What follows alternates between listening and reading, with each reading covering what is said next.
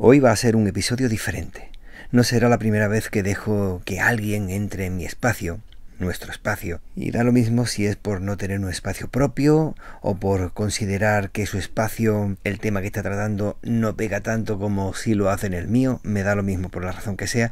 Está abierto para toda aquella persona que tenga algo que decir y sea importante e interesante. Vamos a tener la suerte de escuchar a Daniel Sanz en una interesantísima entrevista a Luis Antonio Palacios, con el que va a hablar de la División del Norte a comienzos del siglo XIX, durante las guerras napoleónicas. Diario de Argifonte es mi diario sonoro. En versión podcast. Versión para llevar. Take away. Versión para descargar. Espero que te guste. Espero que te guste mucho. Espero que te guste. Hola a todos, muy buenas lo que sean cuando veáis esto. Tenemos nuevo invitado, es Luis Antonio Palacio. He grabado en otras ocasiones con él. En los inicios de Charletas grabé el maravilloso episodio de El hambre no puede esperar, sobre soldados aragoneses en la Alemania nazi. Y hoy vamos a ir más atrás todavía, ¿verdad, Luis? Muy buenas, Luis. Bien hallado. ¿Qué tal, caballero? Hola, buenas tardes. Sí, nos vamos a los inicios del siglo XIX, nada menos. Como veis, Luis es historiador especializado en temas más locales. Y esta vez, como nos vamos tan atrás, pues como veis, está con las notas porque son muchos datos, muchas fechas y nombres bastante rocambolescos, ¿verdad? Sí, bueno, a ver, y consigues acordarte de algunas cosas, pero siempre hay cosas que se te escapan. Es normal. Y no queremos aquí inventarnos las cosas. Cuéntanos un poco de qué vamos a hablar, unas pinceladas solamente. Bueno, vamos a hablar de la rocambolesca historia de la División del Norte. Un grupo de más de 10.000 soldados españoles que viajaron hasta Dinamarca en apoyo a las tropas de Napoleón con la intención de invadir Suecia y que acabaron desertando y escapando de ahí con la ayuda de la Royal Navy. Es una aventura absolutamente extraordinaria, muy desconocida por el público español como casi todas las referentes a la historia de España. La verdad es que España tiene historias para aburrir, pero es como que los propios españoles se avergonzasen un poco de sus historias y preferimos imaginarnos las de los americanos, los ingleses, los holandeses, que las nuestras propias, ¿verdad? ¿No tienes tú esta opinión? Eso es como lo que dijo un historiador inglés, y me vas a perdonar, pero no me acuerdo de quién fue, pero era inglés, un hispanista, que dijo que a los españoles nos han contado que fuimos malos y nos lo hemos creído, cuando en realidad nuestra historia es riquísima, no siempre protagonizó capítulos negros, que por otro lado han sido comunes a todos los grandes imperios. Es que todos tenían... No podemos juzgar, ¿no?, los hechos del pasado con los ojos del hoy, es bastante injusto. Sí, bueno, es que para empezar es desvirtualizar la historia. O sea, para empezar, los esquemas mentales eran muy distintos, las maneras, la moral era muy distinta, bueno, incluso para bien y para mal, cuidado, ahora veremos algunas cosas, por ejemplo, de esto que te digo, y algunos ejemplos. Y es que es absurdo, es pretender analizar la historia de lo que ocurrió hace 500, 600, 200 años con los ojos y la mente de personas del siglo XXI es absolutamente absurdo. Que pasará lo mismo en el año 2600 cuando juzguen lo que hemos hecho a día de hoy, ¿no? Dirán estos bárbaros... Igual se ha impuesto el sentido común, aunque yo no creo. Bueno, pero antes de empezar me gustaría que nos comentases un poco cómo descubriste esta historia. Bueno, vamos a ver, yo había leído algo, pero muy poquito porque hay muy poca cosa publicada. Hay muchísimas cosas de la historia, muchísimos episodios de la historia de España sobre lo que se ha publicado poquísimo, ¿no? Entonces yo sabía que había habido unos soldados españoles cuando la época de Napoleón, que algunos de ellos habían acabado luchando contra Rusia, incluso entrando en Moscú con Napoleón, pero realmente era algo vago, lo había leído hace mucho tiempo, tenía la vaga idea y tal, ¿no? Entonces fue durante un viaje a Dinamarca que realicé en mayo del año pasado, del 2023, cuando me tropecé en medio de la ciudad de Odense, me tropecé con una losa de piedra al lado de una iglesia, la iglesia de San Juan, y para mi gran sorpresa había una placa, ¿no?, turística en la que explicaba que era la tumba de un soldado español, de un tal Agustín Molló. Luego yo busqué en internet y tal, y resultó que pertenecía al regimiento de dragones Almansa, y era de las tropas españolas que habían estado luchando con la intención de luchar en Dinamarca en 1808. Y me quedé estupefacto realmente. ¿Almansa es un pueblo de aquí de Aragón? Bueno, pero es el nombre de una unidad militar. Muchas veces las unidades militares tienen nombre de no tiene por qué ser del pueblo de aquí. No, en absoluto, no. Ok, perfecto. ¿Y cómo investigas esto? ¿Dónde encuentras documentación? ¿Cómo te imaginas que es fiable, que no es fiable? Porque claro, aquí gente con la que ir a hablar, porque tú, la mayor parte de tu investigación, o la que yo he conocido, es de la Guerra Civil Española, entonces aún quedan descendientes o alguna persona, pero ¿esto cómo lo investigas? Es que, en realidad es que no es un trabajo de investigación. Yo no me planteo un trabajo de investigación porque a mí la historia de la Guerra de Independencia me interesa, algunos episodios, pero nunca me ha interesado como tal como para ponerme a investigar. Yo hice un artículo de divulgación destinado a una revista y tal, pero lo que hice fue básicamente extraer datos de trabajos ya publicados. Hay algún trabajo muy minucioso que fue premio del Ministerio de Defensa y tal en su día, y yo lo que cogí fue, realmente no me puse a investigar en archivos, debo decirlo, fue un trabajo de divulgación, de dar a conocer a otra gente lo que había ocurrido y tal, no de investigación como los que he hecho, que te pueden llevar años, llevan años de hecho, de historia contemporánea, que es lo que realmente a mí me gusta. Más que la la Guerra de Independencia también está dentro de la historia contemporánea, pero a mí me gusta el siglo XX, no el siglo XIX. ¿Encontraste mucha información sobre este tema? ¿Muchos libros ya escritos sobre estos temas? ¿Qué va? No, realmente no. Había uno que además se vende carísimo en internet, que es muy curioso, es un libro en el que se reproducen es muy bonito el libro, los uniformes grabados con los uniformes, dibujos con los uniformes de las distintas unidades que estuvieron en Dinamarca y tal. Pero hay poquísima información sobre lo que fue la expedición como tal, y menos todavía sobre el modo en el que huyeron de Dinamarca para unirse a la lucha en España, ¿no? Que es lo que realmente a mí me interesaba. Era la aventura el aspecto estético estaba muy bien, pero luego sí que encontré un par de trabajos que se han ido publicando, particularmente que era realmente muy minucioso y tal, que es en el que me he basado básicamente para hacer una especie de resumen para darlo a conocer a otra gente, porque siempre llegas a otro público, ¿no? Sí, claro, me parece perfecto. Bueno, ya asentadas estas bases, vamos a explicar en un primer lugar contexto histórico y cómo surgen estas extrañas alianzas, porque España siempre ha estado peleado con todos y aliándose con todos. Esto sí que era geopolítica en estado puro y no lo que tenemos a día de hoy con la OTAN. Sí, pero en ese momento concreto, más que geopolítica, era las lentejas, o las tomas o las dejas. Los pactos de familia por los que se gobernaron Francia y España desde el advenimiento de la dinastía de los Borbones, pues duraron todo el siglo XVIII y había muy buena relación. De hecho, era una relación familiar entre las dinastías que gobernaban Francia y España. Eso se rompe a raíz por supuesto, de la Revolución Francesa, y se llega a la guerra cuando guillotinan al rey Luis XVI y a la reina María Antonieta. Entonces, España se ve de repente impelida a luchar contra Francia de manos de su gran adversaria histórica, que es Inglaterra. Era algo que no es que se deseara, pero en ese momento hubo una alianza internacional contra la Francia revolucionaria que ponía en peligro el orden monárquico, ¿no? Bueno, las armas no fueron muy bien. Bueno, desembarcaron en el puerto de Tolón, en la base naval de Tolón, tuvieron que abandonarla, los españoles y los ingleses. Los franceses, por su parte, tomaron Bélgica. Bueno, Inglaterra había llegado a la guerra porque los franceses, en su contraofensiva en realidad, tomaron Bélgica y Holanda. Entonces los ingleses se vieron amenazados, no más por intereses comerciales que por el rollo de revolucionario en sí, porque ellos también habían protagonizado su propia revolución en el siglo XVII y tal. Bueno, se llega a un acuerdo de paz que no es nada desventajoso para España, la paz de Basilea, pero eso dura muy poquito, y en 1796 España firma un acuerdo, el Tratado de San Ildefonso, con Francia.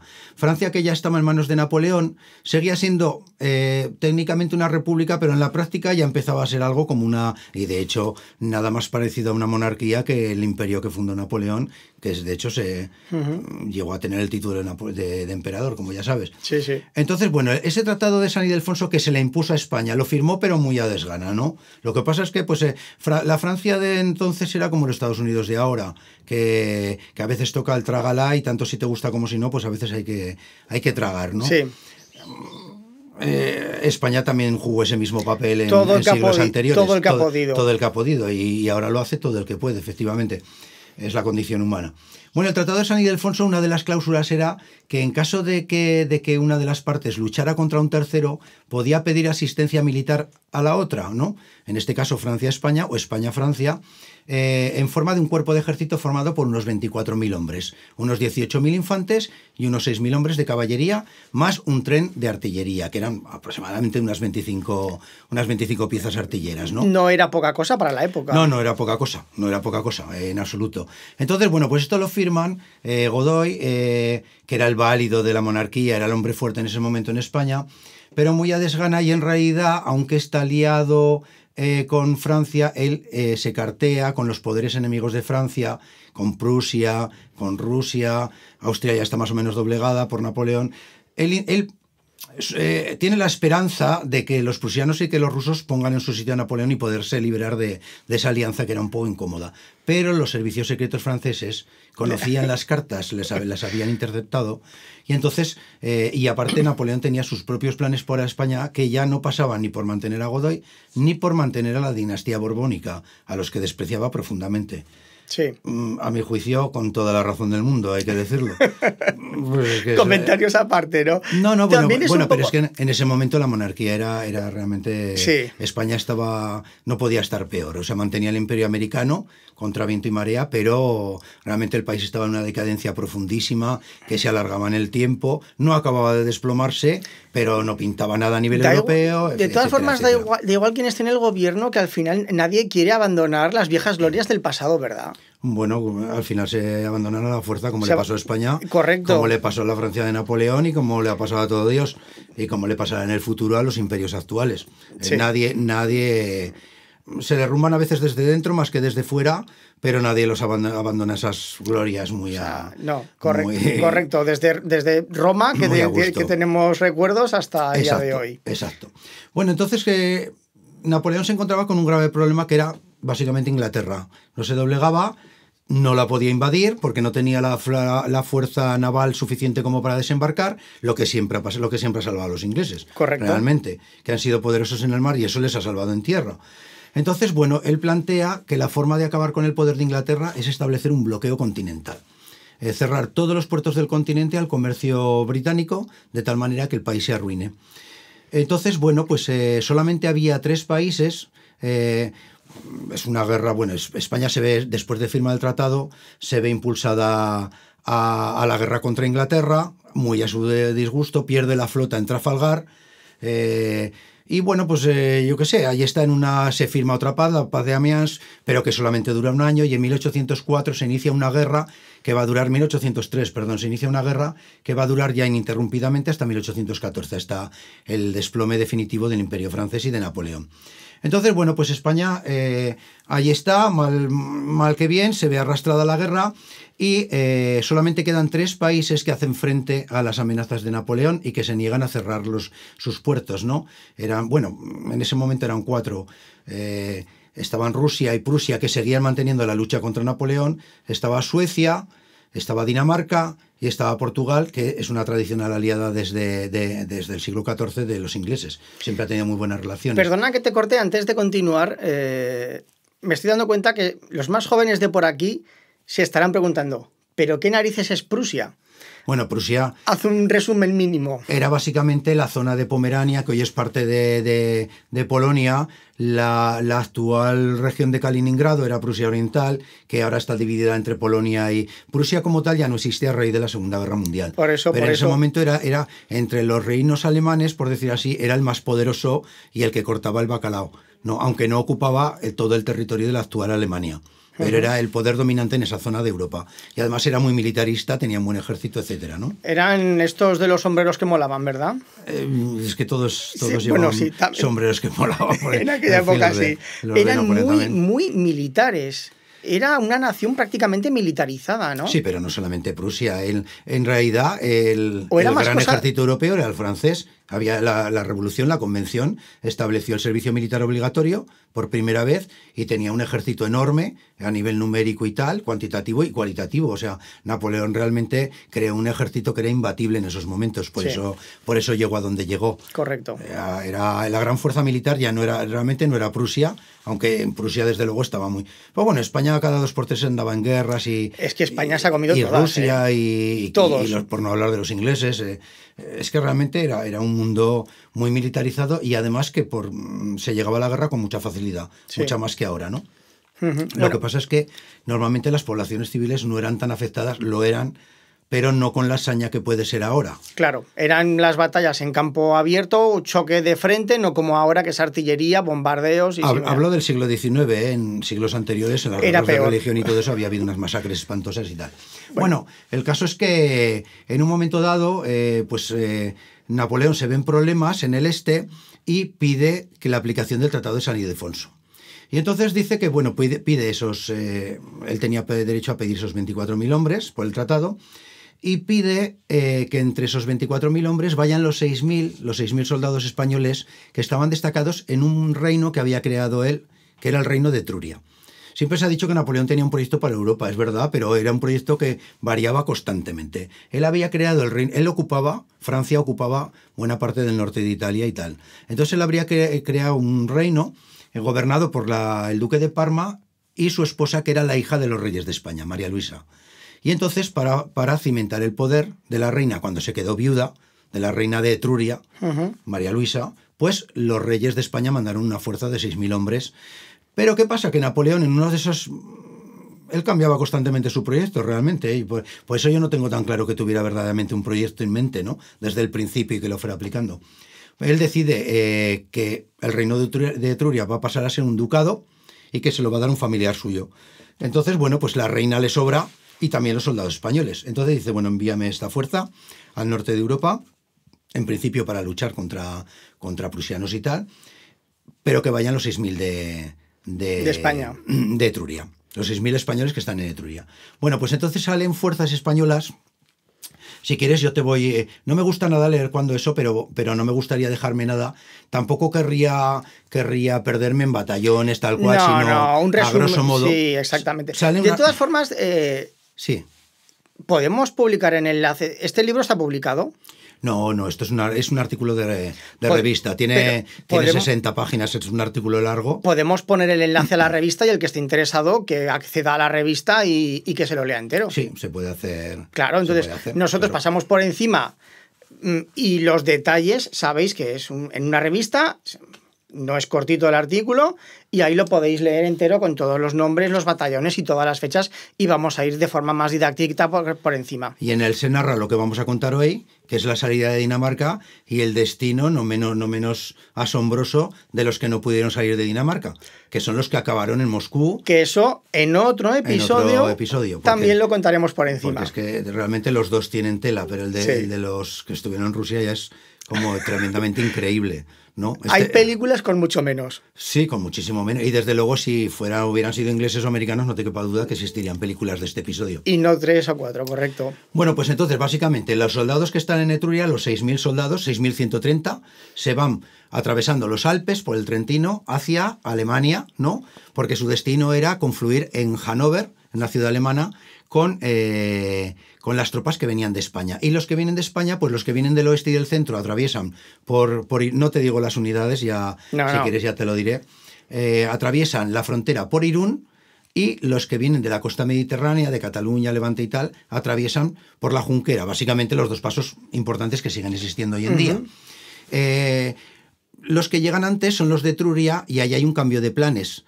Los mandan porque resulta que las ciudades hanseáticas, las ciudades de la costa de Pomerania, ciudades libres, se resistían a acatar el bloqueo continental, porque para ellas el comercio con Inglaterra era muy importante para sus economías. Sí, claro. Y luego estaba el gran poder del norte, que era Suecia, que estaba aliada de facto con Inglaterra. Entonces el rey Gustavo de Suecia decide tomar una de esas ciudades, Stralsund. Entonces a las unidades que han llegado desde Etruria las mandan a tomar la ciudad de Stralsund para que rinda obediencia al emperador. Hay que decir que, de hecho, estas tropas, las tropas españolas, las pensaban, al menos parte de ellas, las pensaban enviar más al este, hacia Polonia, la actual Polonia y Prusia. Pero la firma de la paz con Prusia, después de la batalla de Friedland, cambió todo. Prusia se convirtió en un estado vasallo, fue completamente derrotado por Napoleón. y con Rusia, con el zar Alejandro, llegó a un acuerdo por el cual se convertía en aliado de Francia y seguiría el bloqueo continental y se comprometía a participar en la campaña contra los estados que se negaban a seguir el bloqueo, ¿no? Entonces, bueno, el frente del este está tranquilo, está dominado por la estrategia de Napoleón y mandan a los españoles, junto con otras tropas francesas, holandesas y tal, del imperio, las tropas imperiales, porque no solamente eran franceses, eran de todos los territorios dominados, incluidos muchos de los que venían de estados alemanes. Había muchísimos alemanes luchando bajo las órdenes bajo las banderas de Francia, curiosamente. Bueno, toman Stralsund, hacen un excelente papel, hasta el punto que se llenan de gloria. Los reportes de sus mandos franceses son muy buenos, y el que mandaba las tropas en las que se iban a integrar, que era el cuerpo de observación del ejército del Elba, ¿no? El conde Bernardot, ¿no? Príncipe de... Bueno, el conde ha pasado la historia como conde de Bernardo, es más conocido. Estimaba muchísimo a los españoles, realmente los tenía en muchísima consideración como guerreros. Aparte, su presencia era muy buena, iban bien equipados, tenían muy buena presencia las tropas españolas, eran muy disciplinadas y tal, ¿no? No daban problemas con la población civil. Exacto. Entonces, en el sitio de Stralsund se ganan un buen punto en su favor los españoles, ¿no? Que estaban luchando allí, lejos de España, en una guerra que realmente, si te paras a pensar, ni les iba ni les venía, viene. y que el gobierno español no quería, pero a la fuerza ahorcan, como te digo, ¿no? Como ya te he dicho. Y antes era mucho por honor, ¿verdad? Perdona que te corte. El honor tendrá importancia, y hablaremos mucho del honor cuando llegue el momento de lo que precipitó la salida de los españoles de Dinamarca. Y es de quiero decir que incluso los soldados, no solamente los oficiales, era una época en la que el honor todavía importaba. En eso incidiré porque tiene su importancia. Bueno, ellos vuelven, todas las tropas españolas han llegado ya de España y se juntan con las de Etruria, pero no en Hannover, sino en Hamburgo, en varias ciudades en torno a Hamburgo, Altona, Neubrandenburgo. Entonces, bueno, el plan era mandarlas a ellas y a tropas francesas, holandesas y belgas y tal, a conquistar Dinamarca, que era uno de los países que se negaba a acatar el bloqueo continental contra Inglaterra. Pero en ese momento los ingleses hacen una de las suyas, porque esos también siempre han sido muy decididos, lo han sido siempre, en cierto modo es admirable, pero a veces yo creo que se equivocan, forzan la situación. Ellos tenían miedo de que Napoleón tomara Dinamarca y se hiciera con su flota, con la flota danesa. Entonces, ¿qué hacen? La escuadra del Báltico se planta en Copenhague, ante Copenhague, era un país neutral. Sí. Y le exigen la entrega de toda la flota. Obviamente, el rey de Dinamarca y el príncipe Cristián y Federico se niegan redondo. Entonces, los ingleses, ¿qué hacen? Toman 30 barcos, los roban literalmente, se hacen con ellos y someten Copenhague a un bombardeo terrible que destruye buena parte de la ciudad. Entonces, los daneses, evidentemente, entran en guerra con Inglaterra y se alían con Napoleón, aunque tampoco era su deseo.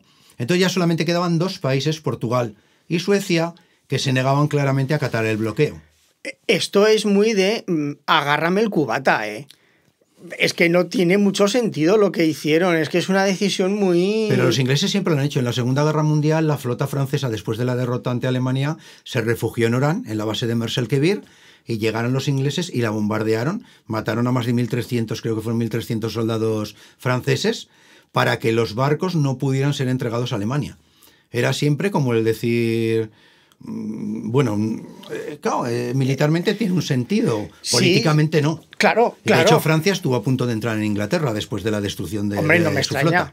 Sí, efectivamente, y es como una espina que tienen clavada. Es que los ingleses nunca se han andado con chiquitas, y ya digo que eso a veces les ayudaba a salir adelante. No, es que lo que decimos, militarmente tiene todo el sentido del mundo, pero políticamente es para entrar en guerra. Sí, era así.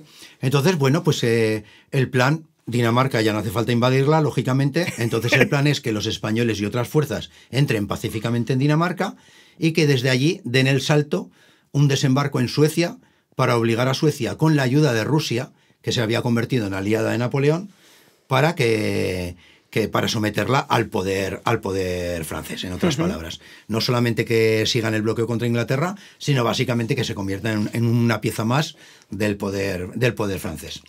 Bueno, los ejércitos rusos invaden Finlandia, que en ese momento estaba bajo control sueco, como primera parte de un plan. Entonces los españoles entran allí. Bueno, y ahora es importante la disposición del país. Yo no sé si tienes Dinamarca en la cabeza. Sí. Dinamarca básicamente está compuesta por una gran península, la península de Jutlandia, Sí. y luego una serie de islas, Sí. ¿no? La mayor es Seeland, Zelanda, también puede traducirse como Zelanda, Sí. Seeland, que es donde está Copenhague. La segunda más importante es Fionia, que es donde está la ciudad de Odense, que es donde yo vi la tumba de este soldado español. Y luego hay una miríada de islas alrededor del archipiélago principal y por todo el Báltico, ¿no? Que son de soberanía danesa, que son más pequeñas. De todas formas, que se fijen los oyentes que estamos hablando de España, Francia, Inglaterra, pero es que nos estamos yendo al otro lado, a Rusia, hasta Dinamarca, Polonia. Es que era... A ver, en ese momento, es que irse a Rusia o a Dinamarca como estaban, era como irte a Marte. Claro. O sea, ahora puedes coger un vuelo de Ryanair, ¿no? Y te vas al aeropuerto de Harrus o te vas a Copenhague y tal, pero en ese momento que soldados españoles estuvieran en Dinamarca, que era una zona donde España nunca había tenido intereses ni habían combatido. Es a lo que voy, que se fijen los oyentes en lo que significa. Estamos hablando de 1800, ¿eh? O sea, 1800, que irían... De hace un poco más de 2 siglos, sí, sí. Es que me parece increíble, que esto es una historia, me parece increíble, Luis, de verdad. Es importante la geografía, ¿eh? Ponerse, aunque sea mentalmente, en cómo era el país, porque eso explica luego mucho de las decisiones adoptadas por los españoles. Claro, es que hay mucho movimiento entre islas, ¿verdad? Sí, claro, pero... En el artículo, ¿pusiste algún mapa de la zona en el artículo? No, la verdad es que no. La verdad es que no. Y sería importante ponerlo, es verdad. Eso es verdad. Si lo puedes situar, lo podemos sería importante. En las notas del episodio intentaré recortar un trozo de mapa y pondremos flechitas o algo para que os hagáis una idea. Pues sí, se decide que los españoles entrarán por el sur, por el istmo que une Alemania con Jutlandia, con Dinamarca, con la Dinamarca continental, y que de allí algunos se quedarán en Jutlandia, algunas unidades, y otras pasarán a las islas. Los desperdigan para que no sean una fuerza compacta, más o menos. Pero la idea era al final que todos confluyeran en la isla principal, en Seeland, que es la que está situada frente a Suecia, y entonces desde ahí atravesar el gran estrecho que divide Dinamarca y Suecia, el Øresund, ¿no?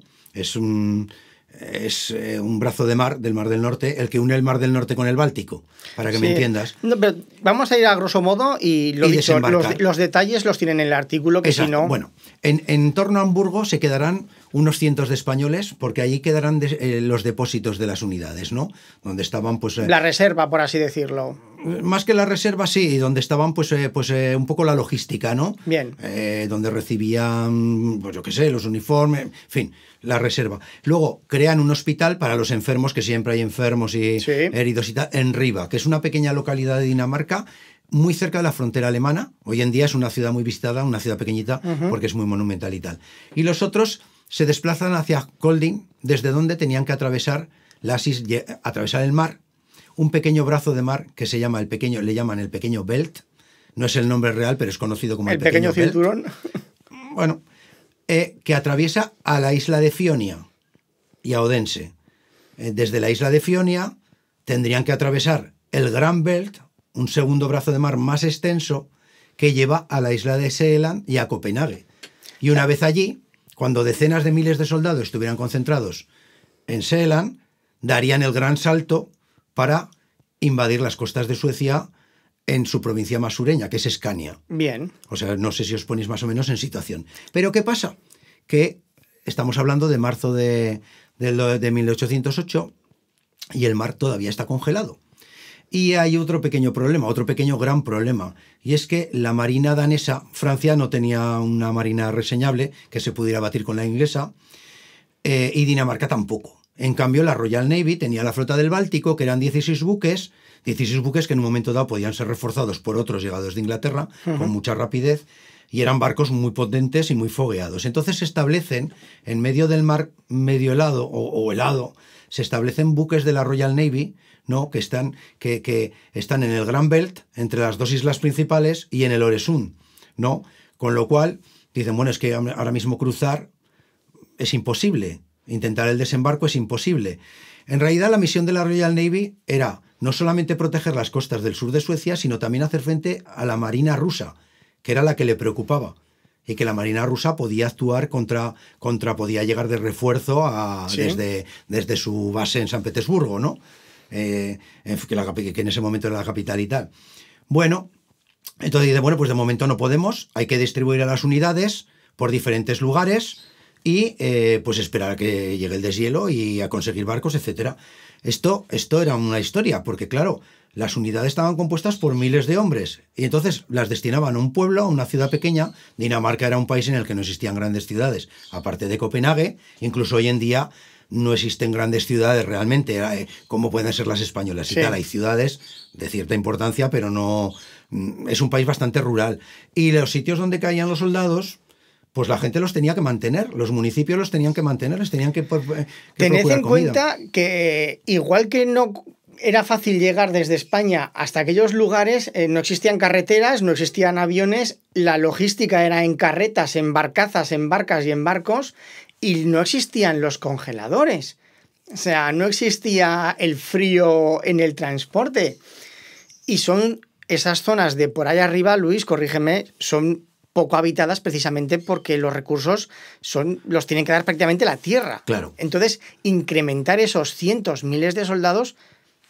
Pues a la gente no le hacía ni pizca de gracia, porque aparte los pueblos europeos, todos los pueblos del mundo, pero que en Europa que hemos tenido millones de guerras, ¿no? Pues la presencia de soldados equivale siempre a problemas, ¿no? A abusos, a robos, a violaciones de mujeres, en fin, pues los soldados, incluso los de la propia nación, muchas veces han actuado contra la población civil como fuerzas de ocupación más que como libertadores y tal, ¿no? Sí.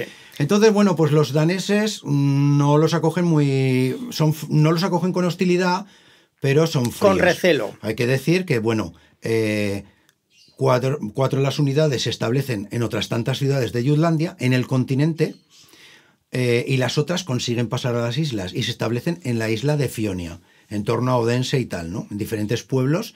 Y bueno, pues la gente de los pueblos hace lo que puede, los municipios más bien, más que la gente. Pero a mucha gente se ve obligada a mantener, pues por ejemplo, los oficiales estaban en casas de gente.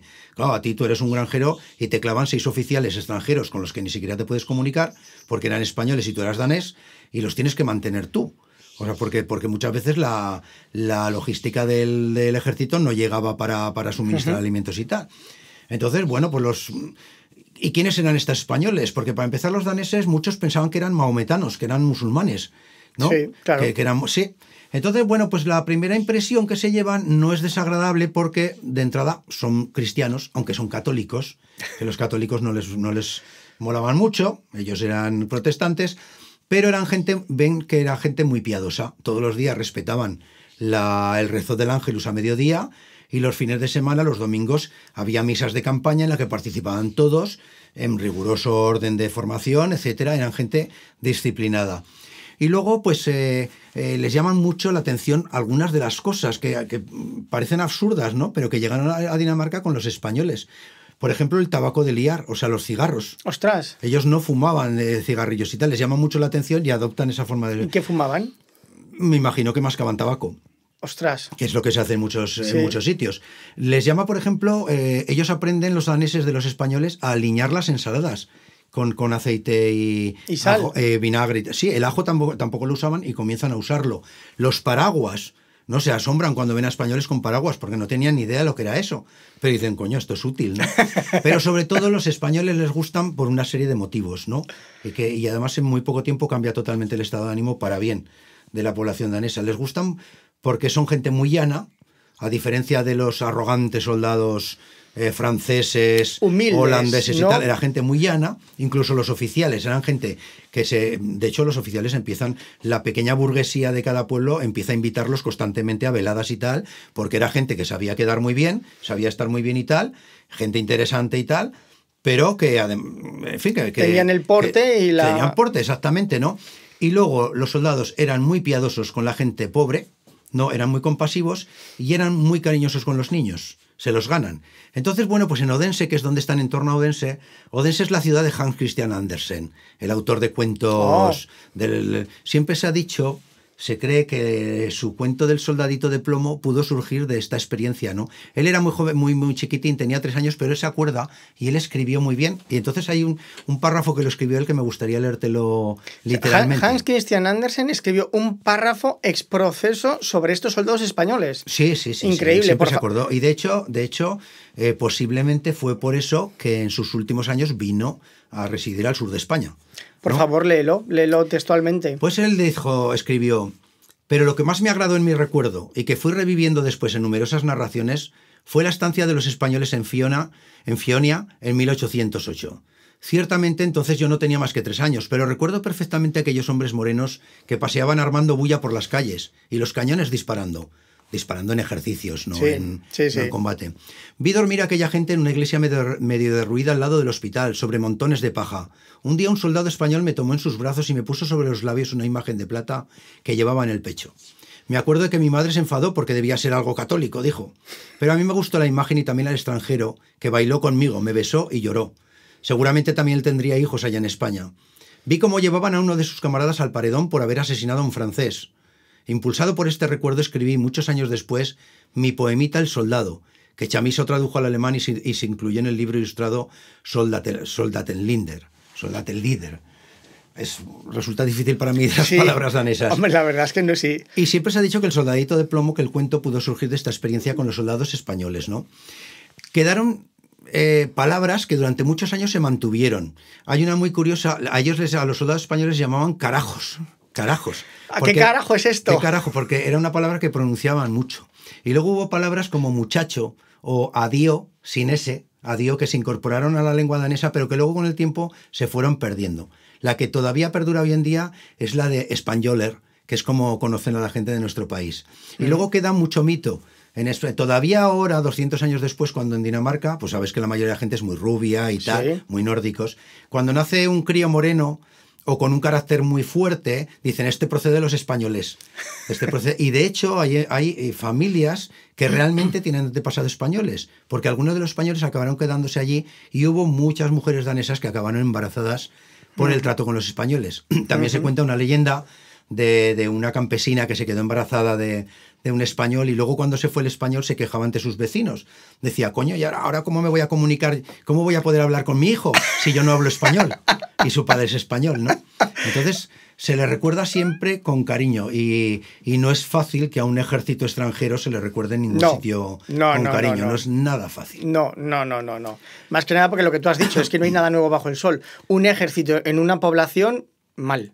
A violar, a matar. Por cierto, no te he dicho cómo murió Agustín Molló. No. Esta tumba que encontré en Odense. Pues este tipo estaba jugando varios soldados españoles con varios soldados daneses y a uno de los daneses se le disparó el fusil accidentalmente y murió. Y lo enterraron allí, en el centro, lo que ahora es el centro de la ciudad. En ese momento a lo mejor no era el centro, pero bueno, estaba al lado de la iglesia y tal. Es un sitio muy bonito, es un parque. Además, cuando yo llegué había una fiesta universitaria allí, estaban preparando stands y tal. Y bueno, no es mal sitio para estar enterrado, la verdad, en un prado aquí, aunque tan lejos de España. ¿A qué jugarían para que se dispare un fusil, Pues haciendo el ganso. Ten en cuenta que muchos de esos soldados serían gente como ahora, gente de 19, 20 años y tal. Chavales. Estarían haciendo el chorras, seguramente. Sí. Bueno, ya lo ha dicho, ¿no? El texto, armando bulla por las calles. Exacto. ¿Cómo se empiezan a torcer las cosas? Bueno, pues en abril estamos en 1808. En noviembre de 1807 llega la noticia de que las tropas francesas han entrado en España como amigas para invadir Portugal, que como ya te he dicho era uno de los 2 países que quedaban junto con Suecia. Y ya sabemos cómo terminó la cosa. Exacto, pero en ese momento no lo sabían. No hay resquemor, bueno, han entrado como aliados y tal. Vale, ¿no? Pero Napoleón en abril de 1808, estamos hablando del 13 de abril, falta menos de un mes para el famoso 2 de mayo en Madrid. El 13 de abril ordena que 2 unidades españolas, 2 de los regimientos, el Guadalajara y el Asturias, pasen a la isla principal, porque ya ha llegado el deshielo, pasen a la isla principal, a Seeland, que es donde está la capital, Copenhague, con vistas a preparar el desembarco en el sur de Suecia, en la provincia de Escania. Ahora bien, Napoleón ha ordenado que se censure la prensa danesa y alemana en todo lo referente a España, porque él quiere poner en marcha sus planes ya. y él sabe que las tropas españolas posiblemente no se tomen muy bien lo que él tiene en mente, tiene dudas, ¿no? Claro. Y como ya hacía tiempo que venía también interceptando las cartas, pues en el alto mando español estaba en la isla de Fionia, pero en el extremo oriental, en la zona más cercana a la isla principal de Seeland, en una pequeña ciudad que se llama Nyborg, ¿no? Lo recalco porque va a tener su importancia Nyborg, ¿no? Entonces hay mosqueo, ¿no? ¿Qué pasa que no llegan cartas de España? Y alguna que se filtra, pues es muy inquietante. Habla de que empieza a haber mal rollo en España entre los españoles y los soldados franceses, la actitud prepotente, el motín de Aranjuez por el que cae Godoy. Bueno, entonces empiezan a... ¿Qué pasa, no? Y no te he hablado, y es un gran fallo mío, de que el que mandaba las tropas, todas las tropas, era el teniente general Pedro Caro Sureda, el marqués de la Romana. Este hombre era una persona políglota, muy ilustrado, una persona sumamente culta y tal. Además, una persona que sabía estar, era un gran... Bernardo lo tenía en muchísima estima. Pero el número 2, que era Kindelan, un apellido muy ligado al mundo militar español, era tan afrancesado que casi era más francés que Napoleón. Entonces, no se fiaba mucho de él. Pero claro, al principio no hay motivo, pero cuando empiezan a llegar estas noticias de España, que no se sabe lo que está pasando... Saltan las alarmas, ¿verdad? Y no sabes aquí de dónde... qué pasa y por qué no llegan cartas y qué es lo que ocurre. Entonces el tipo, el marqués de la Romana, Pedro Caro, desde ahora le llamaremos el marqués... Sí, mejor. Decide enviar 2 oficiales, sin decir ni mu, enviarlos a España y que le informen de que a ver qué está pasando, ¿no? Con los franceses. Porque los franceses no le informan, evidentemente. Sí. Bernardo lo apreciaba mucho, pero no le dice ni mu. Entonces, bueno, allí se empieza, hay resquemor y tal, ¿no? Ya allí no hay hostilidad, pero ¿qué está pasando aquí? Sí. Bueno, y las cosas se va creando mal ambiente y tal, porque no hay noticias y tal. Y el 24 de junio de 1808, el 24 de junio, voy a abreviar un poco porque había apuntado otras cosas que te quería, pero es que sería demasiado muy largo y tal. Sí. El 24 de junio Bernardo le informa, por fin oficialmente, de que la familia real española ha abdicado y de que la Junta de Notables reunida en Bayona ha decidido que el nuevo rey de España sea José I Bonaparte, el hermano de Napoleón. El botella que se le Evidentemente no le dice que habían abdicado poco menos que a punta de pistola porque no procedía. No procedía, simplemente lo que importa. Entonces, el marqués no dice ni mu, no... Ajá, muchas gracias. Bueno, a ver, él sabe que la situación es peligrosa. Sí, no quiere jugársela. Evidentemente sabe que los franceses se la han jugado y tal. Y ese mismo día, por esas casualidades del destino, el 24 de junio, llegan a Nyborg, al cuartel general, los 2 oficiales que él había enviado a España. Pues esas casos, con lo cual no tiene más que esperar. Esos 2 oficiales habían estado en Madrid cuando el 2 de mayo. Sabían de los asesinatos en masa del 3 de mayo en Madrid. Sabían del sitio de Zaragoza, que se combatían. En fin, sabían lo que en todas partes se estaban haciendo juntas cívico-militares para enfrentarse a los franceses, ¿no? Que el poder central había caído, pero que por todas partes se organizaba la resistencia, que había una lucha muy enconada por doquier contra las fuerzas francesas. De esto también tendríamos que hablar en otros episodios, porque claro, es que empezar una guerra ya desde dentro, muy, muy dura fue esa guerra. Una salvajada. Una salvajada. Y muy mortífera, además. Y más, bueno, aquí en la ciudad donde estamos grabando, para que no lo sepa, en el sitio de Zaragoza murieron 53.000 personas, más 9.000 soldados franceses y polacos del ejército invasor. Aquí hubo 62.000 muertos, que se dice pronto. Aún se pueden ver en algunas calles, ¿no?, de la zona de la Magdalena, esquirlas casa por casa. Pero bueno, y acuérdate de la fosa común, que por cierto se inauguró el monumento hace poco, donde hay por lo menos 5.000 personas enterradas en el Parque de Macanaz, al borde del Ebro. Ni se sabe, hay unos 5.000, pero ni se sabe. Sí, que seguramente haya más, correcto. Bueno, entonces ellos tienen la confirmación de que los franceses les han traicionado, de que España lucha contra ellos. Pero ¿qué hacer? Ellos están en Dinamarca y encima a esas alturas tienen todas las tropas divididas entre el continente, la península de Jutlandia, y en 3 islas, porque a una unidad española de los voluntarios de Cataluña los han enviado a una pequeña isla que se llama Langeland, que está al sur de Fionia. Entonces, ¿qué hacer? Alzarte en armas es un suicidio. Era una fuerza potente, porque estamos hablando de más de 14.000 hombres en total, y armados. Pero claro, están en Dinamarca. Claro. Y están en la otra punta de un continente dominado completamente por las tropas francesas. Claro. Entonces es obvio que solamente tienen una posibilidad, que es escapar a Suecia, pero no tienen barcos. Ellos saben que la Armada Española no está en disposición de ayudarles con España en guerra. Y la Royal Navy, convertida de repente en la flota de un país aliado, Inglaterra... Por esas carambolas del destino. Por esas carambolas, convertida de un día para otro literalmente en aliada, pues está allí, incluso pueden ver los barcos en la lejanía, pero no saben cómo llegar, porque las costas están muy vigiladas por las tropas de Bernardo y por las propias tropas danesas, ¿no? Que les tenían ganas a los ingleses, no lo olvidemos. Claro. Entonces, ¿qué hacer exactamente? ¿Qué pueden hacer? A todo esto, lo que ellos no sabían es que en España todo el mundo, el mando militar, el mando político, sabía que la División del Norte estaba en Dinamarca. Entonces, ¿qué hacemos con estos miles de soldados que hacen falta aquí y que están en Dinamarca? Entonces, bueno, el general Castaños, que luego protagonizará la primera gran victoria europea contra Napoleón en campo abierto, la primera, en la batalla de Bailén, ¿no? Hace un año que estuve en el museo donde se habla allí en Bailén y tal, es muy interesante. Bueno, se pone en contacto con con el gobernador inglés del campo de Gibraltar y le pide que la Royal Navy que intervenga para dar a conocer a los españoles lo que está ocurriendo. Que intervengan porque no saben cómo comunicarse con... Claro. En España no sabían que esto se habían enterado también. Que esto ya lo sabían lo que estaba pasando. Es que difícil era el mundo sin WhatsApp, sin Google Translate. Sin teléfonos móviles, de hecho sin teléfono ninguno. Ni sabían lo que era el teléfono. No, estaban realmente aislados y tal, pero se habían enterado. Se habían enterado por la perspicacia del marqués, que envió a sus dos representantes a España, por si las moscas, dos oficiales, ¿no? Y luego las juntas de Galicia, Asturias y Sevilla habían enviado representantes a Inglaterra, donde la recibieron por todo lo alto.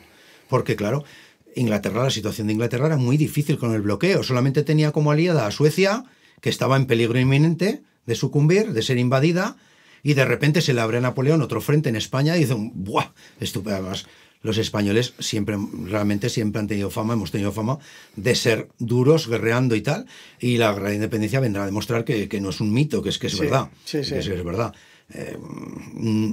Aquí surgió el término guerrilla y fue por algo, porque es que aquí los napoleónicos no luchaban solo contra un ejército, luchaban contra todo un pueblo, realmente fue así. Aunque parte de la gente más intelectual era francesada, porque las ideas francesas de la revolución eran mucho más avanzadas y más progresistas que las de la monarquía española, era un hecho. Sí. Pero claro, no se puede imponer la modernidad a cañonazos. No. Y si no, pues mira lo que ha pasado en Afganistán. Sí. Hace 4 días, o sea, no cambia el mundo, no cambia nada. No ha cambiado nada, ¿eh? No, yo creo que ni cambiará. No cambiará, en fin. Correcto.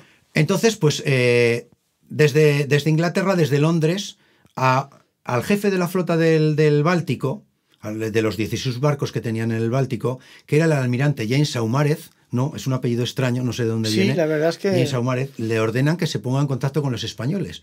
Ellos saben que están en Dinamarca y en el norte de Alemania. De hecho, la inteligencia británica ha hecho circular por Dinamarca folletos en los que invita a los españoles, ya antes de esto, a desertar y a escapar a Suecia.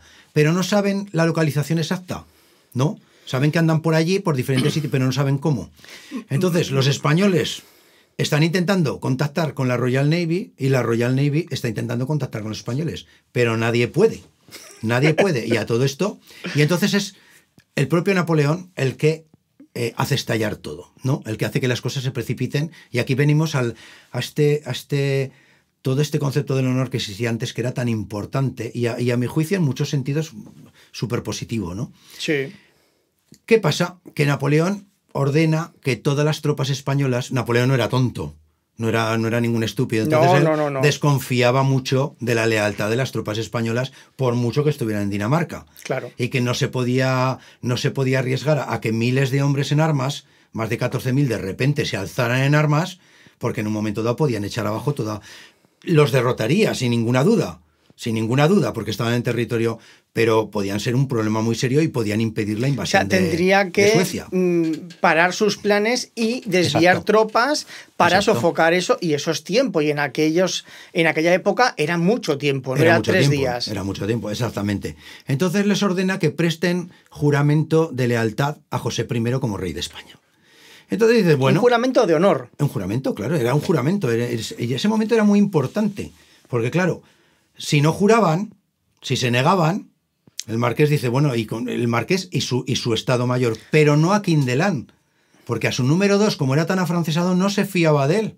Y de hecho, tenía muy buenos motivos, como lo demostrará, porque Quindelán será un traidor. No sabe, dice, si no juramos, pasamos a ser, nos consideran en rebeldía y nos convertirán en prisioneros de guerra. Pero si juramos, España entera nos va a acusar de traición. Claro. Claro, tú dices ahora, oye, mira chicos, ya hace falta yo juro y luego hago lo que me da la gana. Mañana hago lo que me da la gana. O sea, no. Jurar era algo importante cuando uno empeñaba su honor y tal. Entonces, ¿qué pasa? Que un poco cada unidad decide un poco. En Jutlandia, como el poder principal estaba en manos de Quindelán y de sus oficiales que eran afrancesados, partidarios de Francia, las unidades juran, aunque a los hombres no les hace ni pizca de gracia, como luego veremos, como pronto veremos. En algún sitio, en torno a Odense sobre todo y a Fionia, los hombres, hay algunos que se niegan, depende de las unidades, ¿no? Se niegan en redondo, en un sitio abuchean a José I, en otro sitio dicen que ni muertos jurarán y tal, se lo dicen al propio marqués.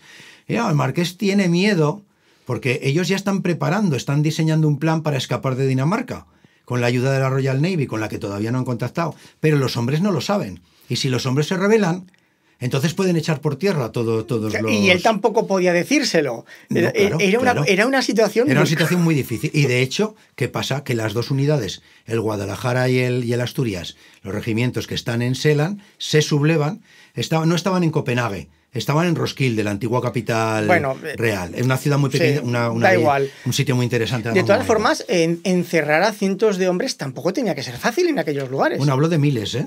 Sí, por ejemplo, las unidades que en Roskilde se niegan a jurar y protagonizan un enfrentamiento en el que matan a un oficial francés, se sublevan en toda regla. Eran más de 4.000 hombres. Eran 2 regimientos completos. ¿Cómo los encierras? Bueno, pues a la mayoría los dispersan por toda la isla y a unos cientos los encierran en barcos en Copenhague o en instalaciones del puerto y tal. Claro, eso era lo peor que podía ocurrir. Lo peor que podía ocurrir porque se le fastidia el plan o se le puede fastidiar. Si tú quieres escapar con ellos y los tienes dispersos por todas partes, tienes que hacerte de la exploradora. Voy a buscar estos aquí, estos allí, estos allí. Entonces vamos a ver. Ellos tienen que planear perdona, algo. Pero ¿cómo encierras a 4.000 hombres? ¿Cómo controlas a 4.000 hombres que se sublevan? Bueno, a ver, en un recinto, en una prisión, si quieres, te caben muchos pero cientos. Pero quiero decir que tú tienes que tener más hombres que esos 4.000. Sí, pero cuidado, a ver, es que en las tropas españolas que estaban en la isla de Fionia se habían convertido en la principal fuerza militar de la isla. A eso voy. Pero en Seeland no, porque ahí estaba el grueso del ejército danés. Vale. Y en Jutlandia tampoco, porque ahí estaban, eran unos cuantos miles en medio de más de 20.000 hombres, porque también estaban las tropas francesas, holandesas, belgas, alemanas, etc. Todos los que debían participar en la futura invasión de Suecia. Se podía haber liado muy gorda allí, ¿eh? Sí, claro. Pero sin duda los hubieran masacrado al final. Sí, por supuesto. Ellos estaban en disposición de tomar la isla de Fionia, pero... Hubiese sido una resistencia... numantina, pero inútil. Inútil, bien. Entonces, bueno, el marqués, su Estado Mayor, dicen, hay que idear una fórmula de juramento que torea a los franceses sin demostrarlo. El marqués ya había toreado un poco a Bernardot, ¿no? Porque Bernardot le dijo que se hiciera el juramento al uso del ejército español. Entonces el marqués le dice, no, es que el uso del ejército español, que era cierto, es que se jura la bandera, no se jura al rey. Entonces Bernardot se queda estupefacto y pide instrucciones a París, con lo cual ya ganan un tiempo. Pero en París lo tenían claro que querían que se jurara a José I, al rey, ¿no? No a la bandera. Entonces, bueno, pues estos se juntan con un auditor de guerra que se llamaba Juan Miguel Páez de la Cadena, lo leo porque no me quiero equivocar, y el auditor idea una fórmula, ¿no?, que tiene su miga, que también te la voy a leer íntegra si no te importa. Sí, dice... En la suposición de que la nación española, de la que somos parte y a la que protestamos querer vivir y morir, siempre unidos, haya prestado por medio de sus representantes legítimos y con plena libertad el juramento que se nos exige, juramos fidelidad y obediencia al rey José Napoleón, a la Constitución y a las leyes. Lo cual era decir claramente que nosotros juramos siempre y cuando España haya jurado en plena libertad. Claro. Entonces, claro, Bernardot monta en furia, dice esto no es la fórmula ideada y tal. Que digas que le juras a Bonaparte y punto. Claro, porque estos lo condicionaban a que el juramento de España hubiera sido libre Y aquí hubieran jurado. Y acorde a las leyes y a las normas. Y aquí hubieran jurado, porque ni siquiera tenían claro que en España hubiera jurado nadie. Claro, ¿no? claro. Entonces, bueno, allí monta en furia y tal, y los acontecimientos ya se empiezan a precipitar, ¿no? Y aquí es cuando, casualmente, hay un golpe de fortuna de la pequeña fuerza, bueno, pequeña, eran unos 1.500 hombres del Regimiento de Voluntarios de Cataluña que habían enviado a la isla de Langeland. Uno lo habían enviado en misión a la isla principal, a Seeland, y entonces cuando vuelve ve que hay un barco de la Royal Navy muy cerca, el barco Edgar. Y entonces, bueno, pues él contrata, como se hacía, contrata a un pescador danés para que le lleve, ¿no?, a la isla de Langeland, donde estaba su cuartel, sí. Y en medio del camino le encañona, le amenaza y tal, y le ordena que lo mande al buque. El buque estaba mandado por el capitán McNamara, que bueno, pues... muy famoso ese apellido. Sí, es cierto. Entonces, él rápidamente le hace que pase a otro barco, el Super, donde está uno de los contraalmirantes de la flota. Era el almirante Saumarez y 3 contraalmirantes. Este era el barco Super y era el contraalmirante Keats, ¿no? Keats. Bueno, entonces le dice lo que está pasando, qué tal, que ellos quieren escapar, que patatín, y por fin se ha trabado el contacto. ¿Cuál era el plan que estaba diseñando el marqués con su Estado Mayor? El plan consistía básicamente en hacer que todas las tropas de la isla de Fionia convergieran sobre el puerto de Nyborg. Hacerse allí con el control del puerto, que no les resultaría muy difícil. No. Había una guarnición y había barcos de guerra daneses, pero ellos eran una gran mayoría. Hacerse con la guarnición, con las baterías costeras, y luego hacerse con todos los barcos que había en la rada, porque claro, ellos necesitaban barcos, porque de ahí querían pasar a la isla de Langeland, ¿no?, donde les recogería la flota británica. Uh-huh. Ese era el plan. Y claro, tenían que tomar Nyborg, a la vez intentando que convergieran todas las fuerzas que estaban en el continente y en la otra isla, en Seeland. Y todo esto sin comunicación directa. Ahí tienen que informar ya, y se tiene que arriesgar a informar a su segundo, claro, a Kindelan. Y Kindelan, evidentemente, tal como el marqués se temía, a Kindelan le falta tiempo para traicionar a los españoles, a su propio país y a sus propias tropas, e informar a Bernardot. Bernardot se queda chafado, pero porque confiaba mucho en el marqués, pero y tarda en reaccionar, tarda un tiempo. Estamos hablando de que ya estábamos en un momento en el que cada día contaba, cada día tenía su importancia. Bueno, allá hay una actividad frenética hasta que hasta que informa Bernardot a Francia, manda a informar al emperador y tal, y al rey de Dinamarca, ¿no? Porque claro, están en Dinamarca y las tropas danesas tienen que intervenir junto a las francesas para evitar que escapen los españoles.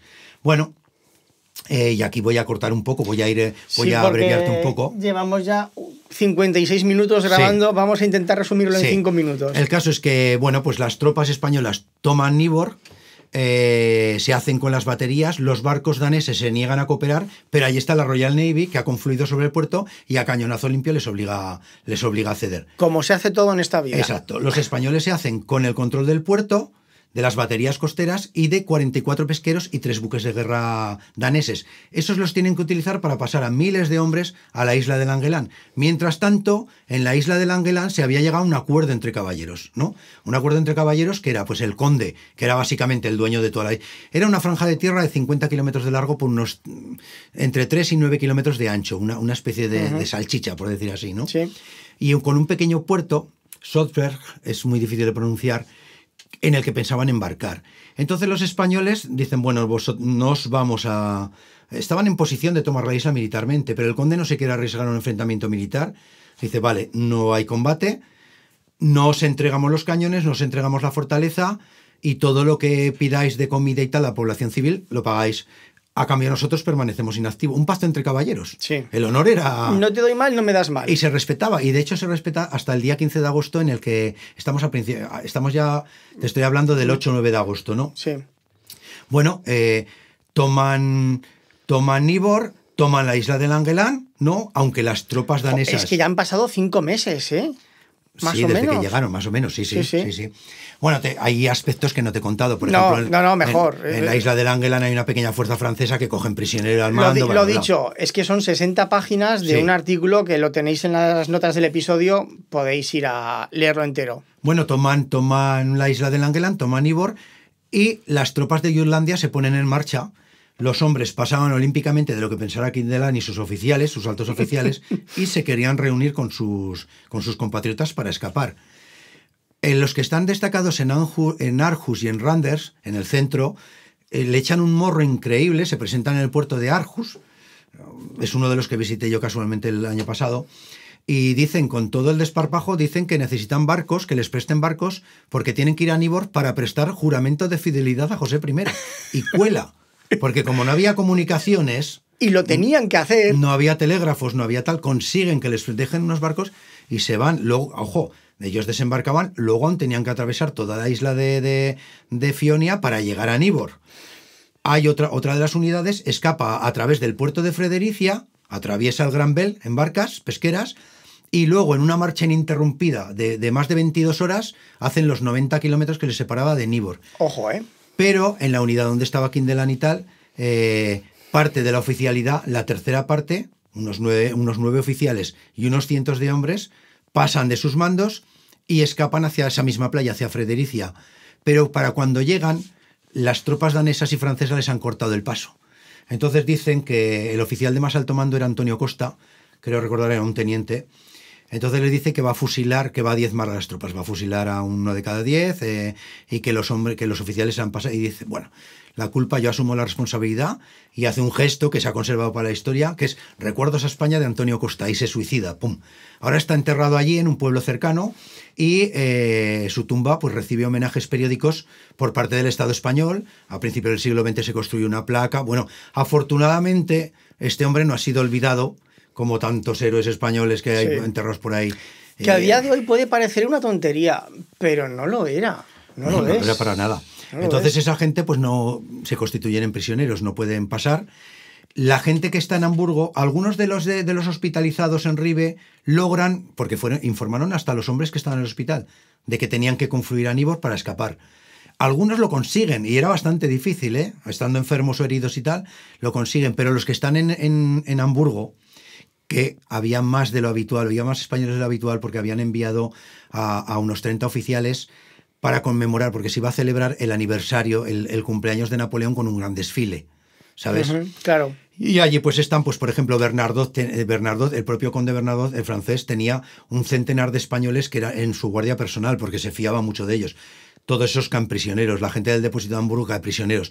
Y luego los 4.000 tipos que están en del Guadalajara y del Asturias, que están en Seeland, caen prisioneros todos, menos 160 hombres del regimiento Guadalajara que consiguen hacerse con unos pesqueros y desembarcan en Langeland cuando nadie les espera. Entonces, bueno, pues en Langeland pasan varios días, los franceses y los daneses han tomado ya la isla de Fionia, pero no tienen barcos para seguir. Logran tomar un islote que está en medio, un islote que... Es que esto es como el parchís, ¿eh? Sí, avanzas 3, te comen, retrocedes, vuelves... Había un islote que logran tomarlo y tal, pero no logran desembarcar en Langeland. Entonces, bueno, al final aparece el propio almirante Saumarez con el buque insignia de la flota, el Victory, con salvas de cañón, lo celebran por todo el alto, en la isla y en la flota. Les informa además de la gran victoria obtenida por los españoles en Bailén, de la que ellos no sabían nada. La primera vez, insisto, que un ejército de Napoleón era derrotado en campo abierto. La primera y casi la única en España, hay que decirlo. Luego habrá más victorias, pero tendrán que pasar varios años. Y en un tiempo récord, en cuestión de unas horas, hay 9.000 hombres. 9.000 hombres a los que seguían también, pues a lo mejor unas 200 esposas de ellos, niños y criados. Y criados. Es que claro, esto no era el ejército, no era como a día de hoy que va el ejército hoy punto y tiene logística del ejército. Es que era un poblado móvil. Sí. Muchas de estas mujeres venían siguiendo a sus maridos desde Italia, desde Etruria. Lo curioso es que a día de hoy mucha gente dice, ¿pero por qué seguían a sus maridos? Porque era su familia y tenían niños. Y aparte, ¿dónde se iban a quedar y de qué iban a vivir? Claro, es que la gente piensa que te quedas en casa... Ellas vivían del salario de sus maridos, claro, de la soldada de sus maridos. Si se quedaba en el pueblo o en la ciudad donde fuese, no recibía dinero esa mujer. Y en este caso, además, era quedarse en Etruria, que dejaba de haber presencia española allí y que se convertía en un ducado Es que fíjate cómo ha cambiado la sociedad, que a día de hoy dices, bueno, mi marido es militar, pero yo me quedo en casa. Ya me manda el sueldo o lo que sea. No. ¿Cómo te lo va a mandar? Por paloma mensajera. Es que no hay más. Bueno, pues allí encuentras un montón de 9.000 hombres embarcados en barcos y tal. La idea era desembarcarlos en Suecia. Y allí encuentran con una burocracia estúpida, porque la legislación sueca prohibía terminantemente que ninguna fuerza desembarcara, ninguna fuerza extranjera, en territorio sueco sin el permiso personal del rey. Entonces el idiota del barón de Toll, que era el jefe el gobernador de la región de Escania, no se decide a dar el visto bueno, hasta que el almirante se mosquea. Él tenía que atender a la flota rusa que acababa de zarpar de puerto, se tenía que enfrentar a ellos, y le encarga a su contraalmirante Kiss, le dice, mira, un barco envíalo para Escania, que desembarquen, iban 826 españoles, y los otros que vayan a la base de Gotemburgo, que era la base que habían establecido los ingleses en la capital. Dando por saco hasta el final. Sí, pero entonces los españoles desembarcan en Helsingborg, que está en la zona, en el rincón de Suecia más cercano a Dinamarca. Desde ahí podían ver incluso un pueblo que hay enfrente, en territorio danés. Ay, no me viene ahora el nombre. Yo estuve allí, bueno, que se ve perfectamente, es un estrecho de unos pocos kilómetros. Y ahí había españoles, de los que habían quedado atrapados en Dinamarca, ¿no? Bueno, a lo mejor a esas alturas ya estaban encerrados, cuidado, es probable. Entonces, bueno, esa gente marcha por tierra, es muy bien recibida en Suecia, porque eran españoles, la gente alucina con la aventura, ¿no? Españoles que han desertado, que se han escapado de Dinamarca en barcos ingleses, que ahora se van para España. A seguir luchando. A seguir luchando contra el enemigo común, lo reciben estupendamente bien, pero el idiota del rey no concede permiso para que el grueso de los miles de hombres y mujeres que iban en la flota desembarquen en Gotemburgo. Que solamente tendría miedo un poco, ¿no? Él se escuda en que no hay suministro para toda esa gente, pero es que en los barcos no llevaban apenas comida. No. Y por suerte, porque se encontraron los barcos de suministro de la Royal Navy y pudieron echar mano de esos alimentos. Entonces, durante más de una semana están en unos islotes que hay en el mar, en esa zona del mar. Es igual. El Golfo de Botnia se está colmatando y hay muchos islotes, ¿no? De hecho, acabará siendo tierra firme. Sí. Y bueno, pues están allí muertos de asco, un sitio donde no se puede hacer nada, salvo 300 enfermos que les dejan montan un lazareto en un almacén de la Compañía Sueca de Indias Orientales. Hasta que llegan 37 buques de transporte ingleses, 37, que los transportan a España, ¿no? Tenían que, unos llegan las tormentas les dispersan, llegan a toda la cornisa cantábrica, el grueso a La Coruña y tal. El Marqués no, porque la historia de la aventura había adquirido tal fama en Inglaterra que el almirantazgo se quería entrevistar con él y el propio rey Jorge III quería recibirlo para hablar con él. Era famosísima. De hecho, toda la resistencia española en Inglaterra estaba por las nubes, ¿no? Y en Rusia, el nombre de Zaragoza, de Palafox, era algo como la resistencia española era nueva más. Realmente era así, ¿no? No estoy haciendo patriotismo barato, es que era así. Entonces, estos los mandan al frente, tan pronto como llegan y tal, los mandan al frente a la zona de Vizcaya y se comen toda la sucesión, por cortar ya, toda la sucesión de derrotas que acompaña a los ejércitos españoles. Ellos habían conseguido el triunfo en Bailén, los franceses evacuan buena parte de España, pero luego vuelve a entrar un ejército mucho más poderoso, con Napoleón al frente, que los va barriendo. Combate tras combate los derrota. En Zornoza, que está en Vizcaya, en Balmaseda, en Espinosa de los Monteros, y siguen retrocediendo hacia Galicia, seguidos de cerca por los franceses. Esa es una constante. Siempre que luchaban con los ejércitos franceses en campo abierto, una vez tras otra, en Tudela, en Alagón, siempre eran derrotados, pero nunca conseguían quebrar la resistencia española. O sea, derrotaban un ejército tras otro, pero siempre había otro ejército que les plantaba cara. Y además era un poco absurdo, porque en campo abierto no había nada que hacer contra el poder francés. No. Era muy poderoso. No, pero nunca jamás daban el brazo a torcer. Lo dicho, para otro u otros episodios, porque además lo de la guerra de guerrillas también me gustaría tratarlo, porque me parece un tema muy interesante que, corrígeme si me equivoco, nunca antes se había visto la guerra de guerrillas como tal. No, de hecho la palabra guerrilla es internacional y procede de la guerra de la independencia española. Igual que la palabra propaganda procede de la guerra civil y es internacional, se usa en todo el mundo. Guerrilla es un término español. Claro, porque lo que dices tú es que Napoleón era tan aplastante en lucha convencional que había que inventar algo nuevo. Y sin embargo, el ejército español siempre se reorganizaba y siempre, volvía una vez tras otra... Párteme la cara otra vez. Sí. Párteme la cara otra vez. Pero así era, y retrocedían y volvía a plantar cara. Pero cuidado, siempre ganaban tiempo. ¿Dónde se reencuentra el Marqués de la Romana con las tropas que muchos de ellos han muerto en estas batallas, de los que huyeron de la División del Norte? Se reencuentra en León. Es derrotado una vez más, es derrotado en su primer encuentro con los franceses y el tío adopta, a pesar de ser militar, de ser general, adopta tácticas guerrilleras. Desde el ejército, pero tácticas guerrilleras, de golpea. Guerrilleras, o sea, guerra de guerrillas militarizada. Pero llevada a cabo por el propio ejército. Claro. En vez de plantar cara en una única batalla que vas a ser derrotado, pues les golpea aquí, les golpea allá, les golpea... fue recibido, cuando llegó a La Coruña, fue recibido con un entusiasmo absoluto.